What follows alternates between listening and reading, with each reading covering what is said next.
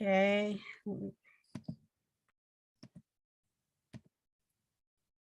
So the goals, there's 2 goals for this workshop, but you can stop me if you have any questions, or if you come to the end, or if you even have any personal ones at the end of this presentation, I'll make sure to try to address them. But what I want everybody in this class to come out with is, one of my key goals is to overcome the myth of what it means to run a nonprofit organization. So we're going to talk about the basic steps to starting a nonprofit corporation. And then I'm going to some things that you need to do to stay legally compliant and be fully functioning. And you'll see why this is important. And it's different from having a for-profit. So we're going to talk about the 9 steps that were the key steps that you have to take to run start a nonprofit and to keep it running. But it's really important to talk about what is a nonprofit. And I think this is where a lot of people get mixed up. So a nonprofit is a type of corporation. I've heard LLC, and then you got corps, S corps, C corps, but you're basically a corporation. And what you're saying as a nonprofit, as a person who wants to start a nonprofit, you're saying that you're going to do something on behalf of society. That's the mission. And that's everything we're driven by. So I prefer to use mission-based organization over nonprofit. Because what happens is, when you set yourself up as a nonprofit corporation, you're telling society, I'm going to do X, Y, or Z, whatever you told the state and the IRS on behalf of society. And then what happens is, because we think that's wonderful, we allow you to be exempt from corporate taxes, corporate income taxes. That's why we call it nonprofit. So it's a misnomer not to think that you're not going to pay any taxes or it's free money and all that. You're basically saying that you're going to do something on behalf of society. And as a reward, we say, okay, we're going to exempt you. You can use that money that you would have paid for corporate taxes towards your mission. So the distinctions of being a nonprofit corporation is, there is no personal gain, supposedly, from running a nonprofit. You don't give dividends to your board. You're doing it for the public good. And every nonprofit has to have a board. You cannot be the founder and run it by yourself. Like Beyond Existing is an LLC. So it's my company. But I'm not governed by a board because I'm a for-profit. And I'm not incorporated, in corporation. I just have an LLC. So basically I'm a sole entrepreneur. But when you have a nonprofit, you have to have a board. So the way it's set up, we're doing this on behalf of the public. You have a board that governs it according to the society, the government, the IRS, and all the state officials. The board is the nonprofit. Then you have what we usually have as a manager. The manager can come from the board, or you can hire a person. That's typically the executive director. And then under this executive director manages everything. And this governance thing is a whole class. And then you have your staff and your volunteers. So when you say nonprofit, this is combining 2 meanings. First of all, you become incorporated through whatever state you're at. And each state has their own rules on incorporation. Each state has different fees. Like when somebody calls me to help them set up a nonprofit organization, Reva, I'm in Detroit, so I bring up Michigan a lot, but you have to go to your state. Like I found out in Arizona, you have to, once you go through the paperwork, you have to file it in a legal newspaper to say you're a corporation. So you have to follow the rules for each state, but the state gives you your nonprofit corporation status. So once you get that paperwork from the state, you are now legally a nonprofit corporation. To get the federal tax exemption, that's when you have to get the 501c3. Some people think you have to immediately run out and get a 501c3. you do not have to get the tax exemption to be a nonprofit corporation. However, to be exempt from federal corporate taxes and sometimes the state, because they all have reciprocity and all these other agreements or whatever, you typically have 2 years to get your 501c3 without the IRS asking a lot more questions than they would otherwise. Another thing too is if the intent is that you're going to go get your 501c3, so you, up to those 24 months that you have to get the file for the 501c3, you can get tax deductible donations because we know that you have the intent of getting your tax exemption, your 501c3 status. So does that make sense to everybody? Okay. Yes. I have a quick question I should have asked on the previous slide. Where do you fit in that chain as far as the board? Where does the owner fit, the creator, so to speak? That's up to you. You can either stay on the board or you can be an executive director, and executive directors are the managers and are the non-voting member of the board because you report to the board. So as the founder, that's up to you. Okay, thank you. Mm-hmm. So there are advantages. Why should we even bother starting a nonprofit? Because I can tell you, I've talked to a lot of people out of starting a nonprofit, but there are some advantages that people, and you want to look into, you know, if this is what you want to do. One of the key things I always tell people is you don't have to start a nonprofit to be nice. You can be a for-profit and be nice. So what a nonprofit corporation status gives you is limited liability, just like all the other corporations. You know, your liability is up to the assets of the corporation and not going after your personal liability. We'll talk about D&O insurance later. Here's one thing that people don't realize about nonprofits. We say all of your assets have to be in what we call perpetual existence. For instance, so you buy a car, you buy it using the assets in the name of the nonprofit.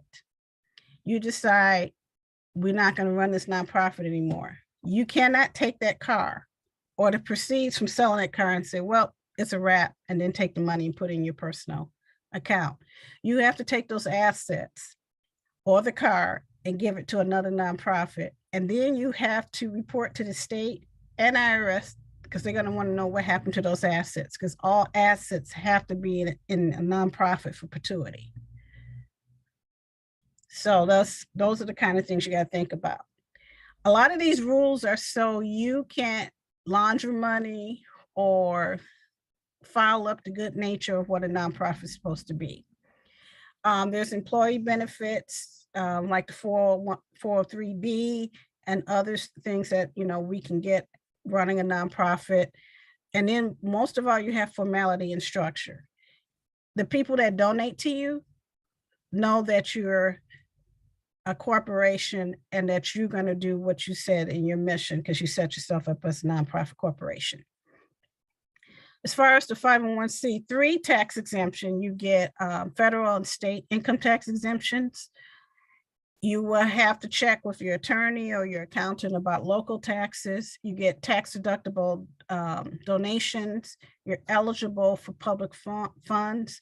Most corporations will not donate to a nonprofit unless they have the 501c3 tax exemption, or most foundations as well. You're eligible for lower rates on postal and other services, and you can get estate tax benefits. That means somebody signing insurance over to you, or their estate tax, anything like that.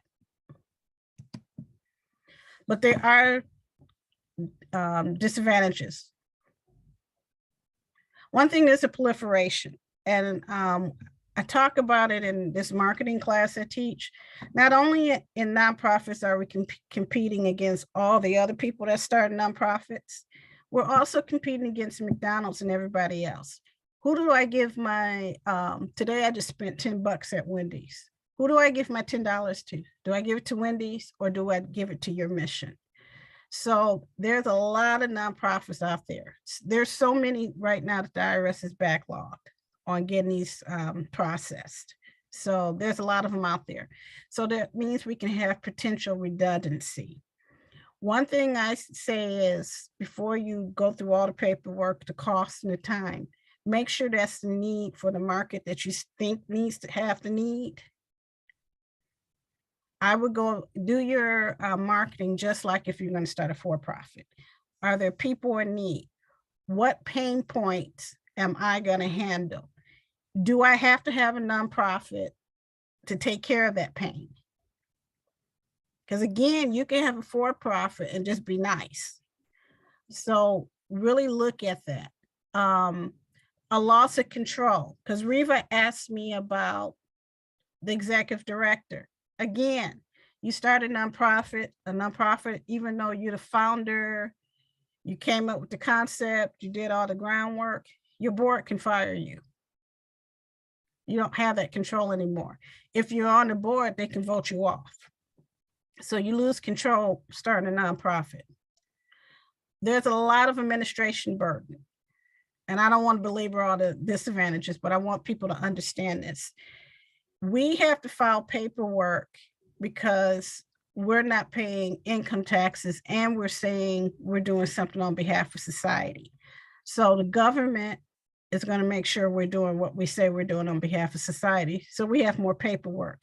Plus a lot of it too, they want to protect the people that is giving us money. Oh yes, Reva? You've used the term have a for-profit, but just be nice. What do you mean by that? There's no, some people, I had a woman a long time ago, she came to me, she had a for-profit business where she provided rides and she wanted to start a whole new nonprofit just to drive people on holidays when they were intoxicated so they wouldn't get tickets or get in an accident. And so when I say that, I said, you can be nice and provide that, and that just could be a charitable thing that you do. You don't have to start a whole new nonprofit corporation to do that. So that's my way of saying you don't have to start a nonprofit corporation to do nice things for society. You could just do it as your for-profit business and you don't charge for it.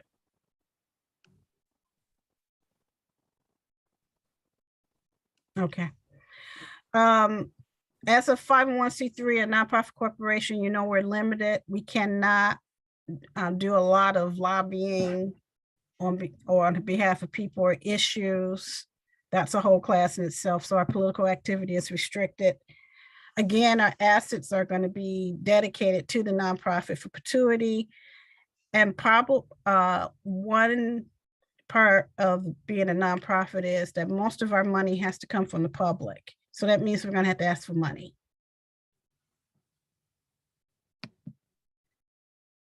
So general considerations of what you want to think of is there a need up for it, for your mission? Do you have the core support? Again, you are in business. You're going to have money to run that business concern. Do you have consistent funding? Again, is it duplicative? Is somebody out there down the street doing the same thing you're doing? And is forming a nonprofit the best approach?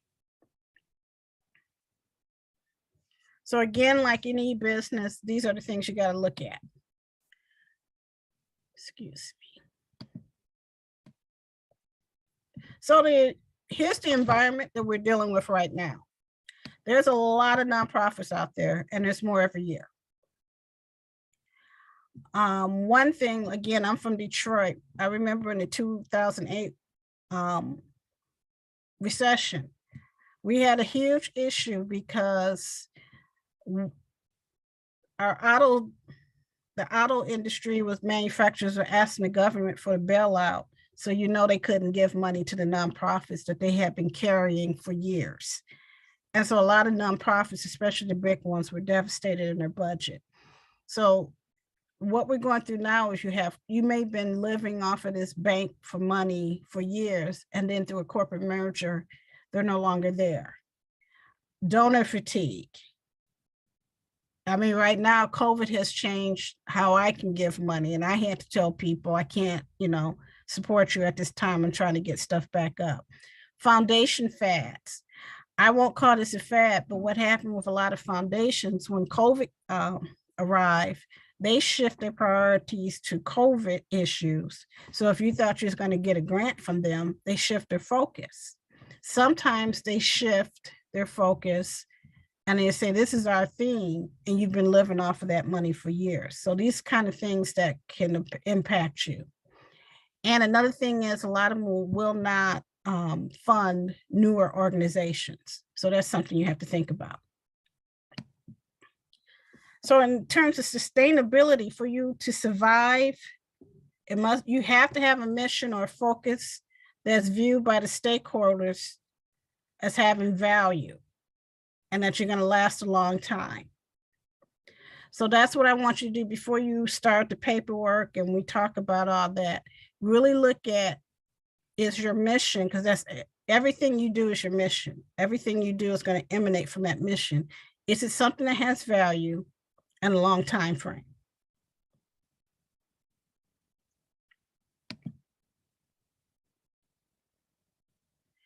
And then here's the rules on the be considered a charitable organization, a 501c3 organization. Notice it's C3, there's a C4, C5, C6. But to be a 501c3 charitable public organization, you have to be organized and operated for charitable, scientific. It has to include either testing for public safety, literary or educational purposes, sports, and prevention to the cruelty of animals or children. These are the only functions or missions that the IRS will accept for tax exemption under the 501c3. And actually, the state will probably not incorporate you unless you fall under these parameters. So here's some examples of what is considered from most states and the IRS as charitable. Of course, religion, but that's different. They're ecclesiastical organizations. Excuse me, I'm sorry. I don't see my thing. Okay, here you go. Okay, relief for the poor, distressed, or underprivileged, public buildings, defense of human and civil rights. Any of these things is what they would consider charitable. Until I think it was 2005, the NFL used to be a nonprofit organization. Blue Cross Blue Shield is a nonprofit organization.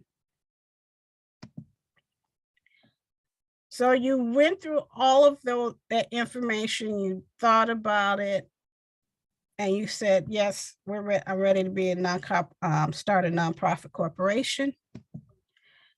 So this is what you need to think when you're preparing. Again, if you keep hearing me, I keep talking about mission, mission, mission. The thing that you tell your state and that you tell the IRS is what you're going to be doing.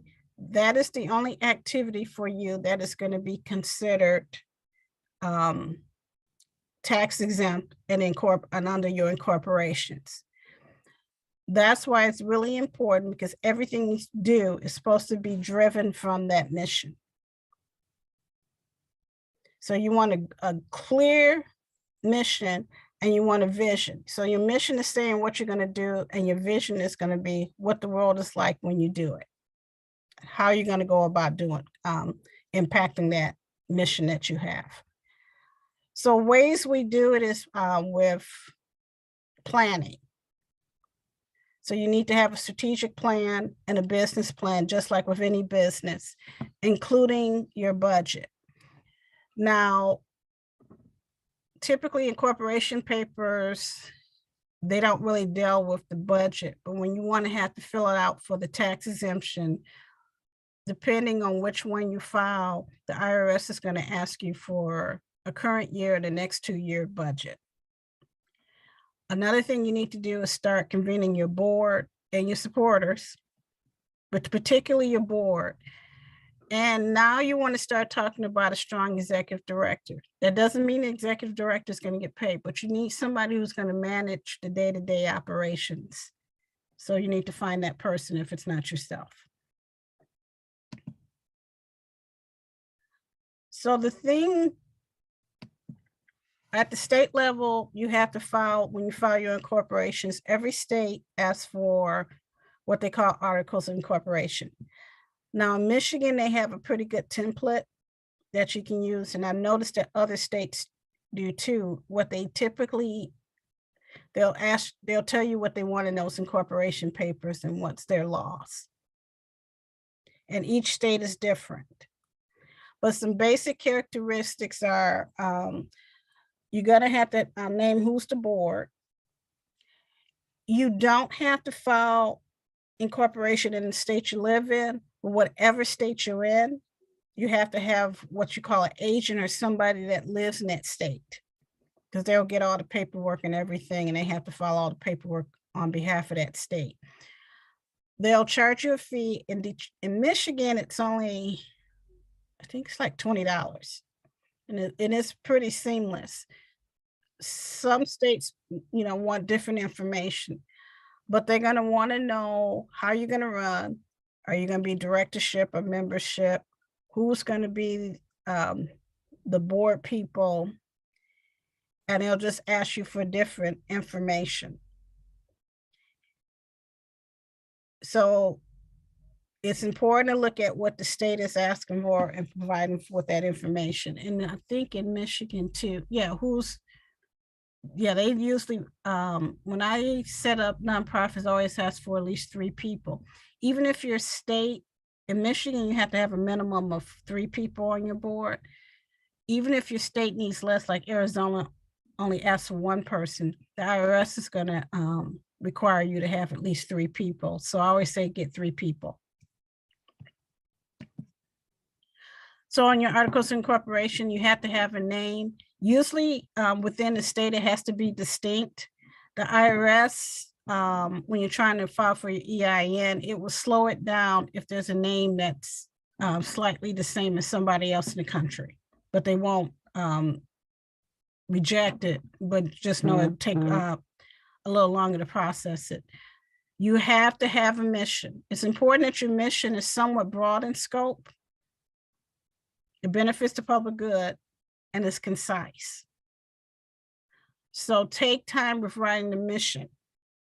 Again, what you tell them is your mission is what is tax exempt. So don't think that you can just go in and do anything because now you're a nonprofit corporation. What's tax exemptable for you is what you wrote in your mission.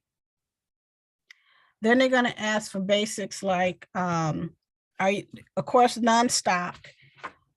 They may ask you about some simple assets and budgets. I know in Michigan, they don't ask that much about it, but it will come up for the IRS. And then they're going to ask, are you going to be running by directorship or membership?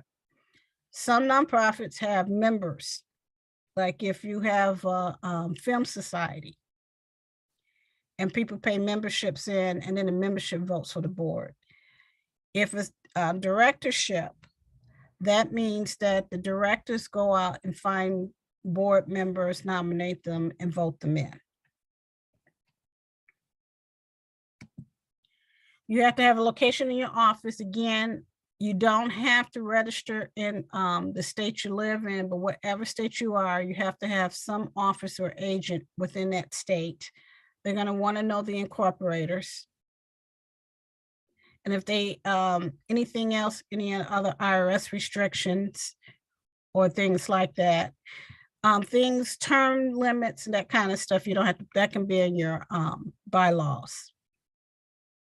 But up to number 5 is typically what they ask for. Then most important, because people roughshod over this, but your board of directors is very important.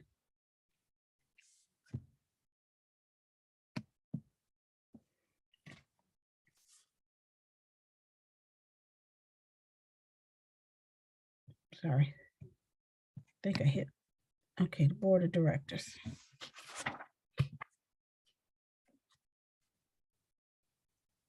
I think I put this in the wrong thing. So the pros and cons of incorporation, again, it facilitates tax exemption, generates revenue, and you got the perpetual existence until you're dissolved.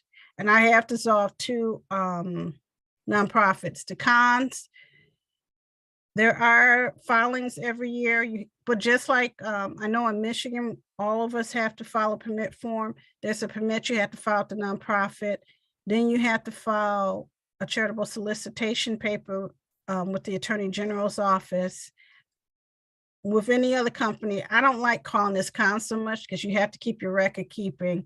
But in the nonprofit, some records are for public consumption. Somebody can come in your office and see certain records.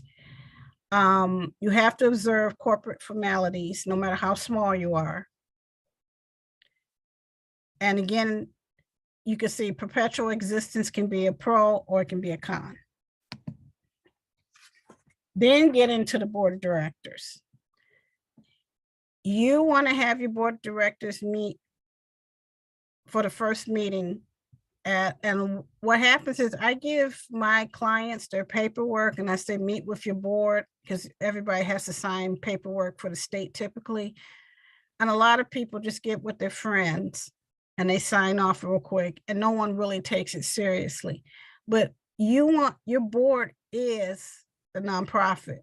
If anything happened or even good things to happen, the board is the nonprofit, not the founder, the board, not the executive director, it's the board. So you really want to get some people, and when you're on a nonprofit board, you're supposed to be sold out for the mission, and that means you give your time, talent, and treasure to that organization. It means that you're sold out for that mission and you're going to do what it takes to keep that organization going. And that's actually your role. Again, remember, you're doing this in the interest of the corporation, society, and this is a class in itself because you have a duty, what we call care, loyalty, and obedience. So what I always advise is just don't grab your friends and your family. There are some places, especially now, that you can go, even on indeed.org, if you're seeking out board members, that may be a good way, because that means you got serious people who actually want to help you with the mission of the organization.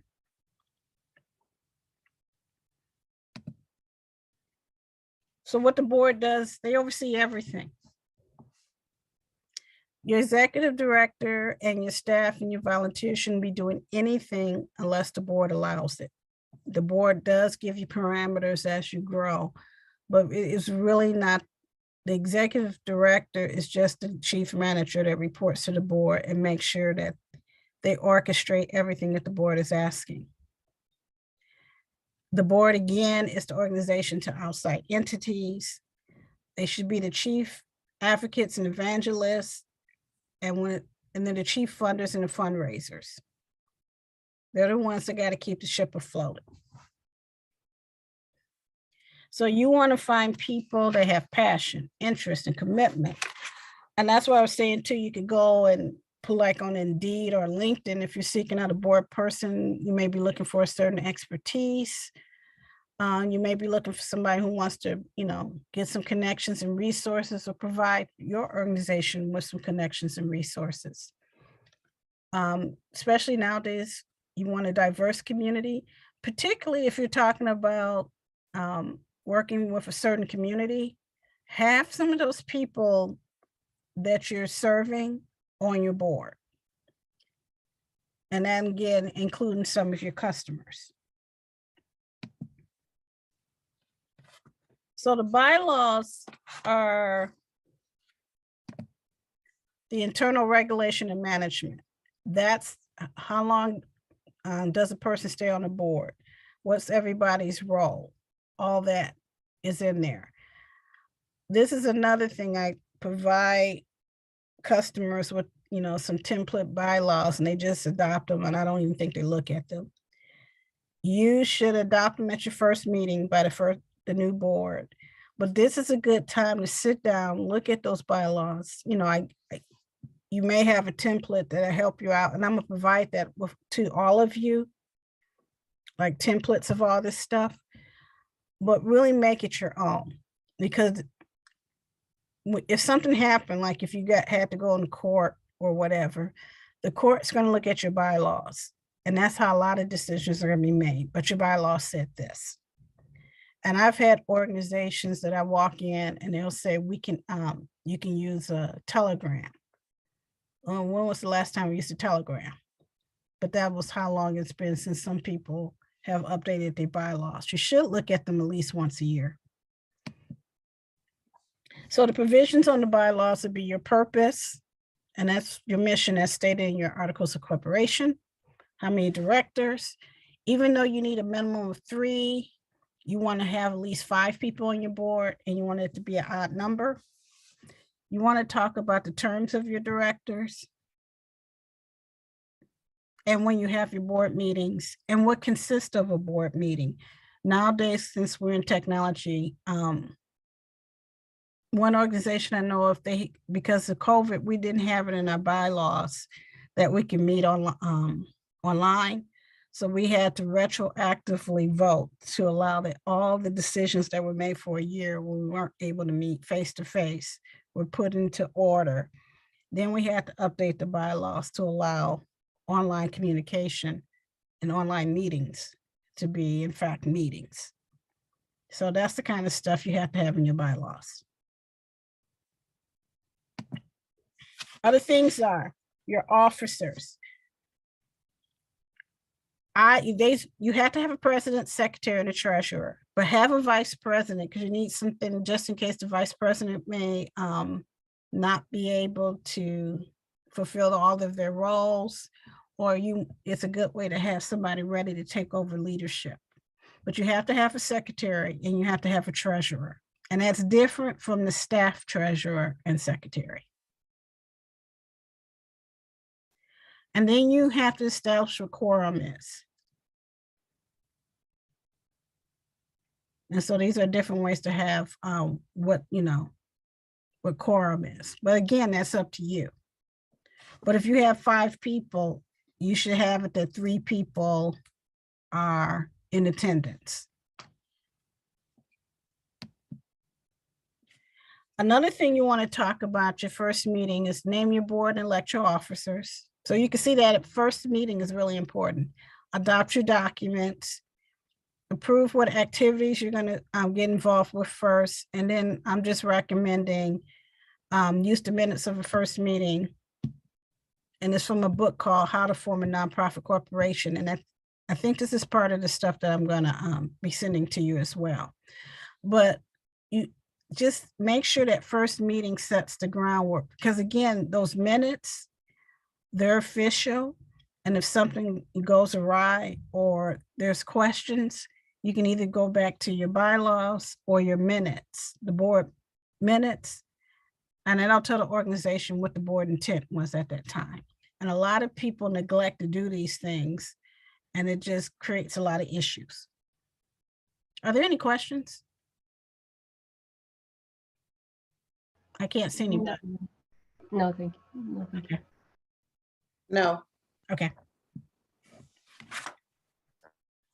So at this point, you had your first meeting, you started your incorporation, you're now a nonprofit corporation. The second major step is to get your tax exemption status. I'm going to say this too.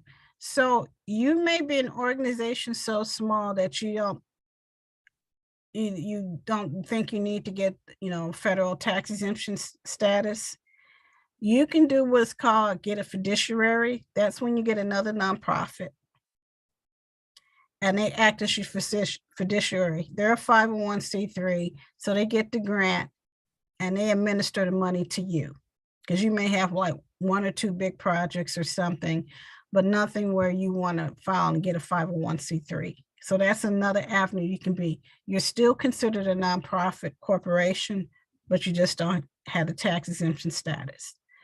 Now, most nonprofits, and the IRS is taking care of this as well too, they file for what we call the tax exemption status. And the form we use, and actually there's two, and we don't even, and everything's done online now at pay.gov. But you file first for your EIN number, your employee identification number. Do not ever pay for your EIN. It's completely free. And it takes maybe 15 minutes. It's like real time. You'll get your EIN number unless they have to do some checking and they'll tell you what you have to do. So that's how you have to do. But I've had people paying, and that's just those people that are scamming people. It's like you click on the first link, and that's usually a scam. If anybody's charging you for EIN, you don't have to do that. Now, the forms we use to get the file for the 501c3 tax exemption is Form 1023 or 1023-EZ. So what you do first is you apply on, you set up an account on pay.gov. Now, here's the thing. If you're going to be like, I know of a nonprofit, I think they hold a parade every year. That's their big function. That's all they do. They're like a community person. If you know that your revenue is going to be less than $50,000 within 3 years, you can file what is called the 1023-EZ.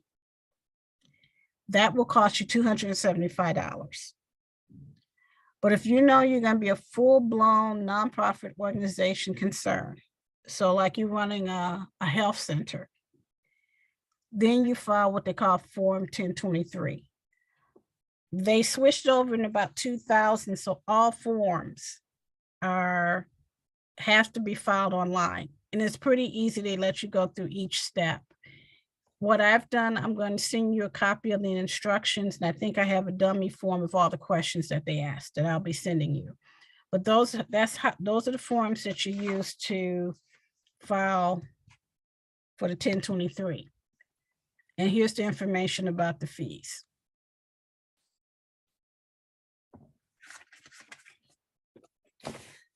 Now, I get a question all the time. It's like, what if you're at $51,000 or $50,001?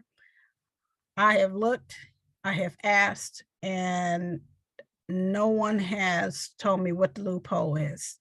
But most people know in general, you know, like I said, if you're just going to be doing 1 or 2 big activities a year, you're going to just be giving out a scholarship, then you know it's going to be like the 1040-EZ. So that's how you figure that out.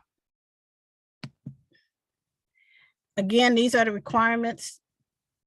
You have to have a function or a mission that falls under these parameters, and it has to be something that's being exclusively for the benefit of the public good. And it falls under these. If your activity or your mission falls under these, now if you're religious, such as in a church and ecclesiastical organization, because of the principle of separation of church and state, you do not have to file full 501c3. You're already tax exempt because you're an ecclesiastical organization. So based on what I described, it sounds like I need for-profit, not nonprofit. It depends on what you do. You're going to be working with children. You're going to be doing it, and it's going to be educational, right? And then you said health and wellness, so that falls under sports. Honestly, I wouldn't say educational, because it's really just fun for them. Yeah, but that's still, I wouldn't want to be placed in a position where I got to prove that it's, you know, in a category versus just make it for profit. Yeah, but still sound charitable because you're helping kids in the community. I didn't have a problem with what you were doing. Yeah, okay. I still think it falls under it. You wouldn't, that can still be written up and you'll still be telling the truth. Okay. A lot of people, yeah, it's like enrichment. you know, so yeah, I think you'll be fine.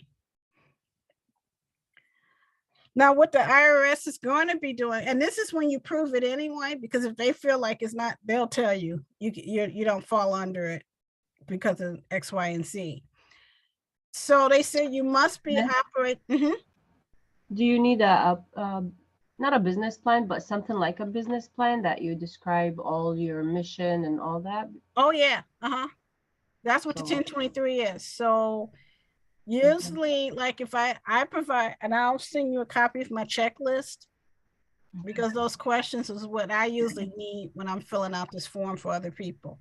But you do need a business plan, because I have to understand what you're doing. And that's what the IRS is doing. They're asking you, what are you doing? Because they're seeing if it's exempt. And because your company has to be ran for the exempt purpose.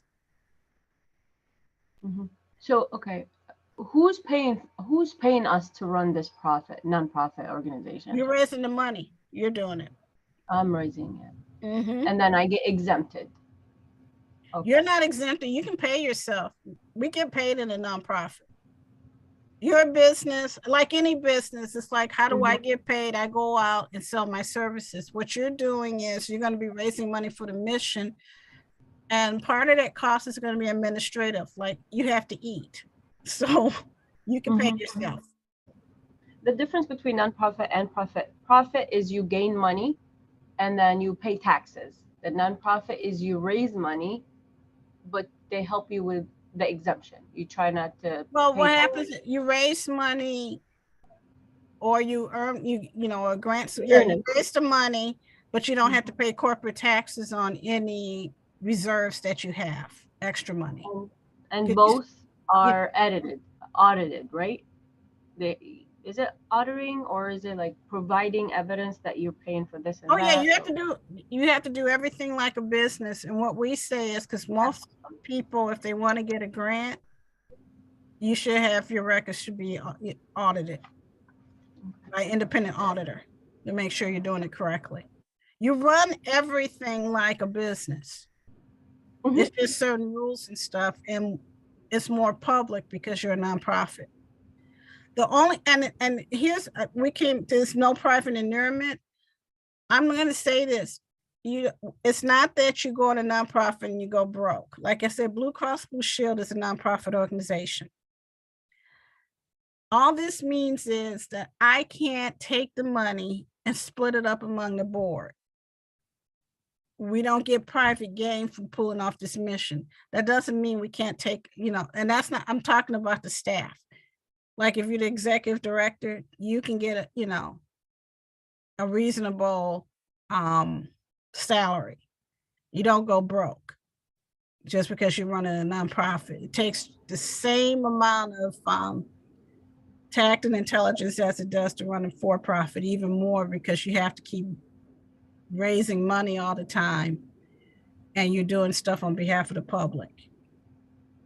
So it means that ongoing. Yeah, you can't buy a car. Yeah, and it's ongoing.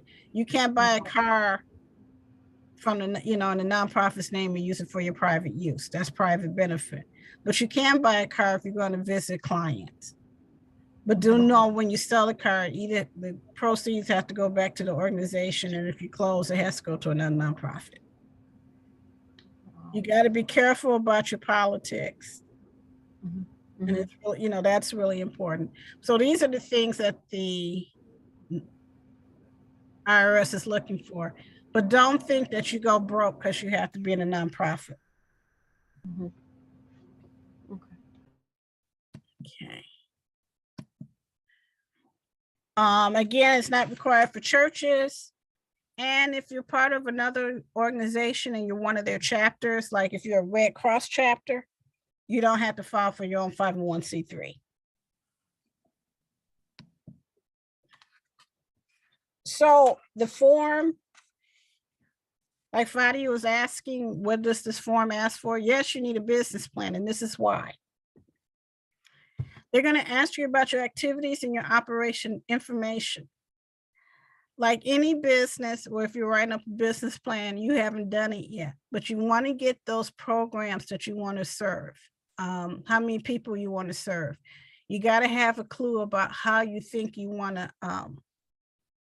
the activity flows, because we're going to be writing a narrative. You want to talk about your personal and business relationships.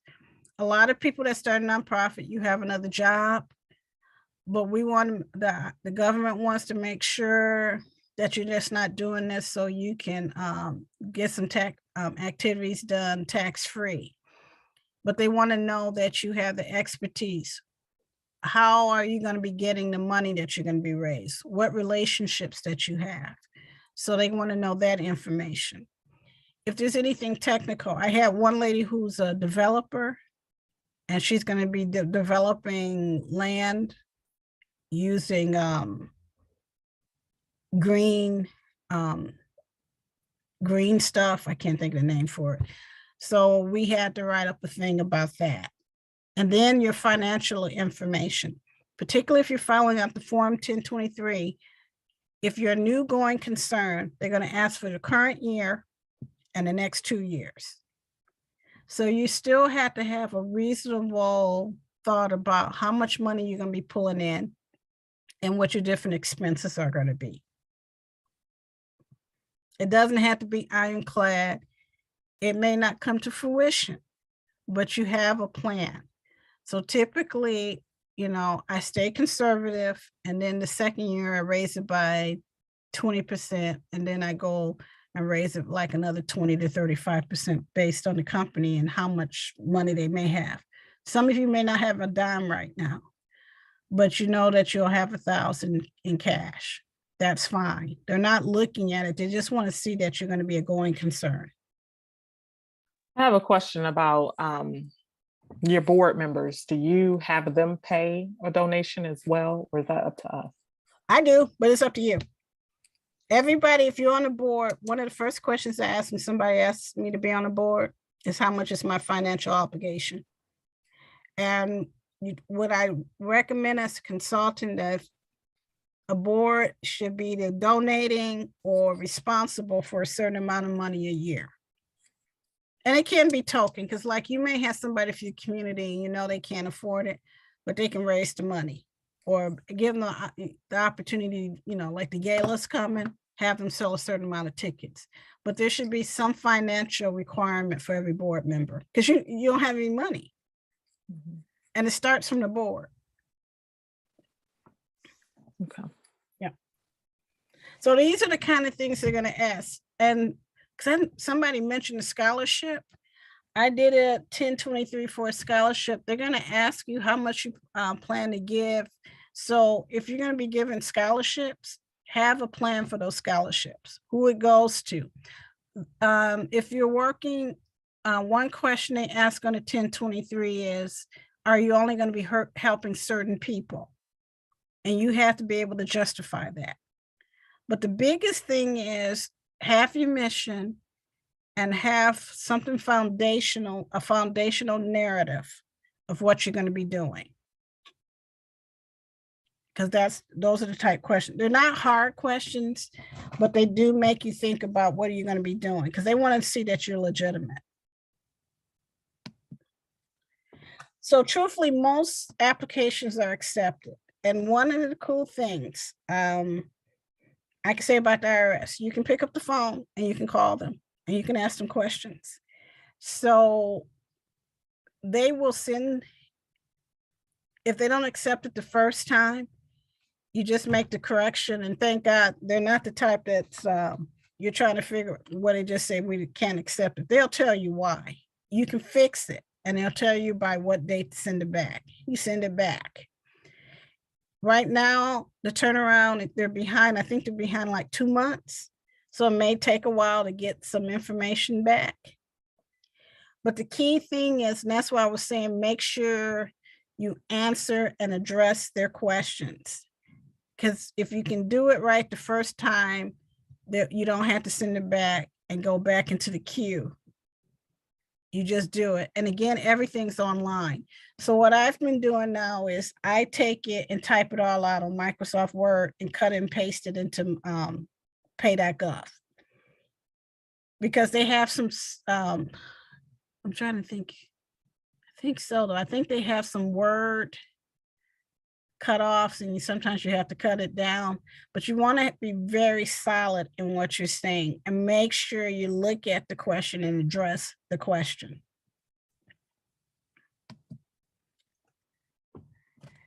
And so at this point, so now you're a nonprofit corporation, you got your tax exemption, everything's golden. But because we're doing this on behalf of society, there's some ongoing things you have to do every year.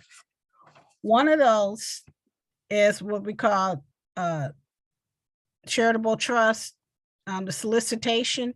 You have to file, every state has somebody, some office that you have to file. If you're raising money, you have to file with the state.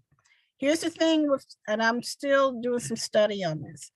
Every state has a solicitation place that you have to file if you are raising money in their state.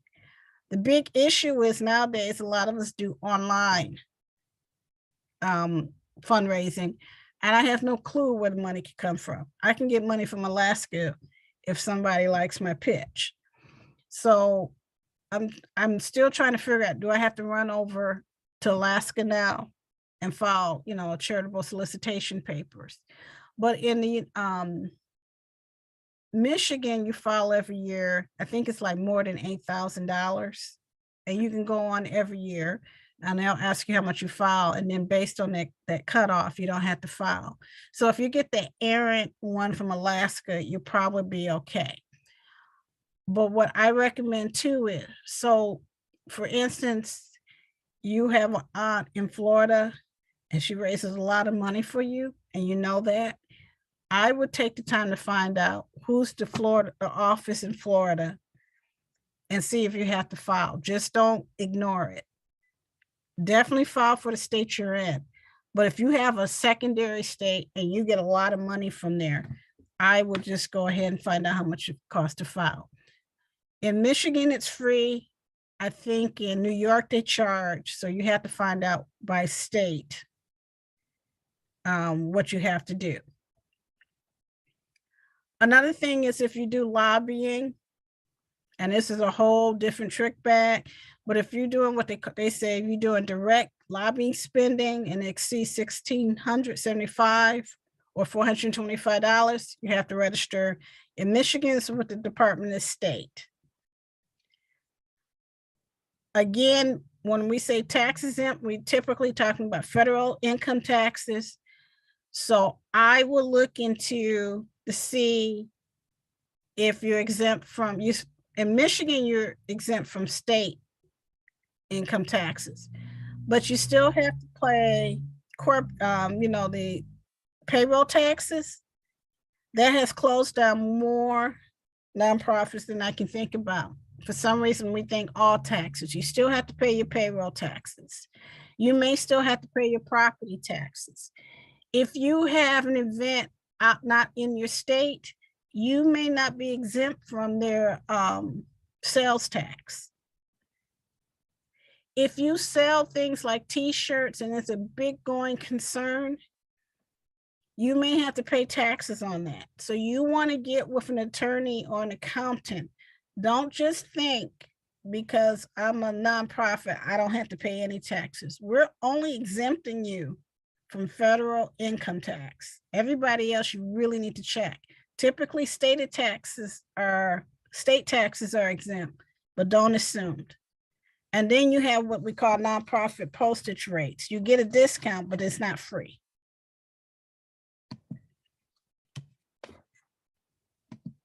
And then, so again, other things you want to consider. You're in business now.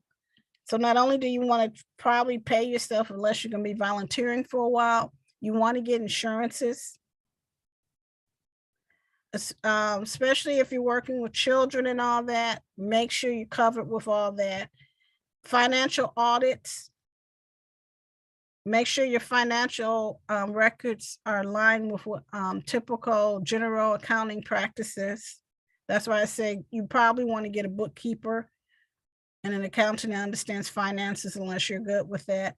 But here's the thing too, I have a business school background. I'm avoiding I don't do all those. I understand it, but it's not my expertise, so I don't do it. So you might want to talk about that.